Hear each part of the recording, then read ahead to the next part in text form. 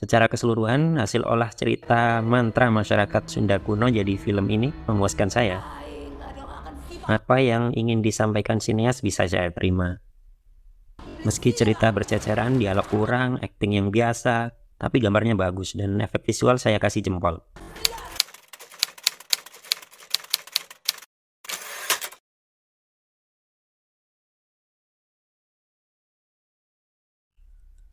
Salam sinema, sahabat sinemalogi. Mantra Surugana adalah film horor yang disutradarai Dian Sunu Prastowo. Film ini dibintangi Sita Marino, Cindy Nirmala, Rania Putrisari, Fergie Britani, Sabrina Luna, Rafael Edwell, Dewa Dayana, Yusuf Mahardika, Mike Lukort, Arswendi Bening Suara, dan lain-lain. Mantra Surugana bercerita tentang tantri diperankan Sita Marino yang pindah ke asrama putri tempat kuliah barunya. Rupanya ia menempati kamar milik Arum yang telah lama dikabarkan hilang. Di tempat itu, tantri mulai didatangi penampakan-penampakan sosok menakutkan sampai membuat dirinya bisa berpindah tempat secara gaib. Teman-teman satu geng Arum dulu yang kini juga jadi temannya, seolah menyembunyikan sesuatu. Mereka lalu menemukan buku mantra Sunda kuno di rumah Arum.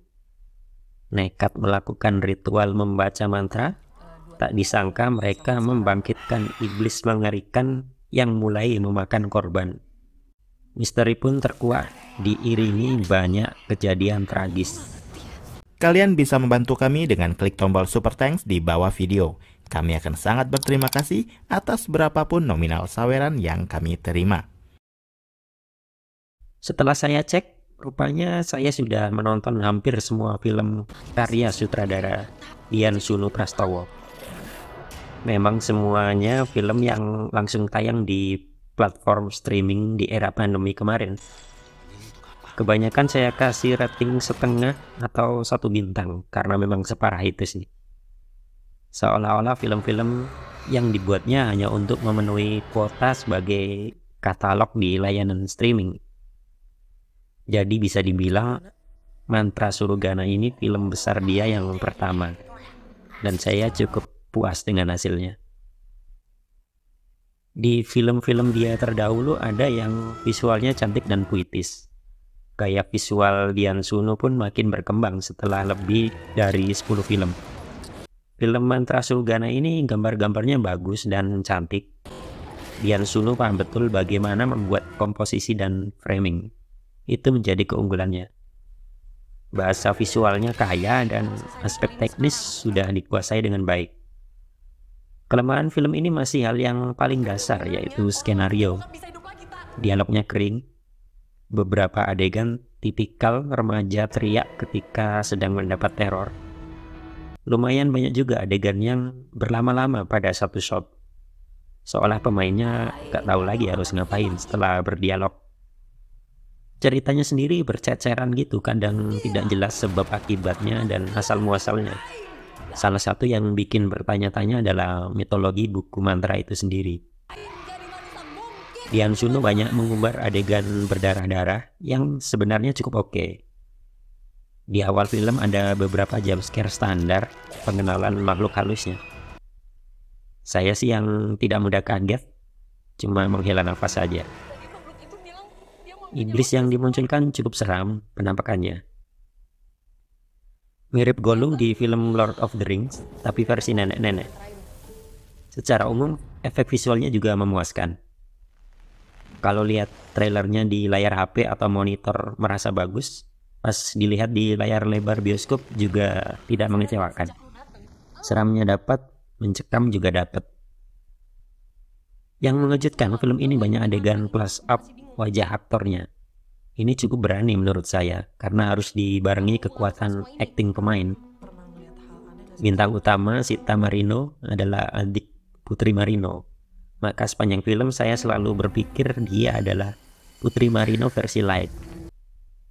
Meski kualitasnya belum sampai level kakaknya, tapi bisalah diasah lagi untuk mengejar sang kakak. Pemain lain yang juga sering di class up yaitu Fergie Britani dan Sabrina Luna, juga lumayan lah. Ada juga pemeran pendukung Mike Lucock dan Arswendi Suara yang tampil sebentar saja. Tapi yang paling saya syukuri adalah ketiadaan komika. Karena males banget kalau adegan horor tapi muncul celetukan komedi yang keluar dari komika yang sering tidak pada tempatnya. Untungnya ini film horor serius. Meski ini film bioskop, tetap saja set lokasi terasa minimalis. Biasanya di satu ruangan, misalnya kantin atau kamar, tanpa banyak shot sudut lebar. Di satu sisi terlihat efektif, tapi di sisi lain tidak kelihatan megah. Yang paling saya sayangkan sebenarnya background story beberapa karakter yang tidak diolah lagi dengan lebih baik. Padahal isunya berat, yaitu tentang korban perkosaan dan pelecehan seksual. Jadi ada adegan yang bisa memicu trauma bagi beberapa orang, terutama para penyintas. Tetapi kisah itu rupanya hanya jadi latar belakang untuk membuat film Mantra Surugana sekadar sebagai film cerita balas dendam. Beberapa karakter juga tidak simpatik, jadi bingung saya meresponnya. Mantra Surugana sendiri adalah mantra kuno dari tanah Sunda yang sudah ada sebelum Islam masuk. Dulu masyarakat Sunda sering menggunakan mantra untuk meminta sesuatu yang baik, seperti menyembuhkan sakit hingga meminta hujan. Namun seiring berjalannya waktu, mantra tersebut tidak hanya digunakan untuk meminta hal baik, namun juga meminta hal buruk atau menyakiti orang lain.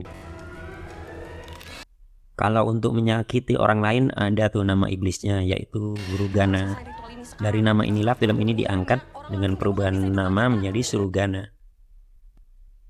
Secara keseluruhan, hasil olah cerita mantra masyarakat Sunda kuno jadi film ini memuaskan saya. Apa yang ingin disampaikan sineas bisa saya terima. Meski cerita berceceran, dialog kurang, akting yang biasa, tapi gambarnya bagus dan efek visual saya kasih jempol. Tata artistik dan dekorator set juga bekerja dengan baik.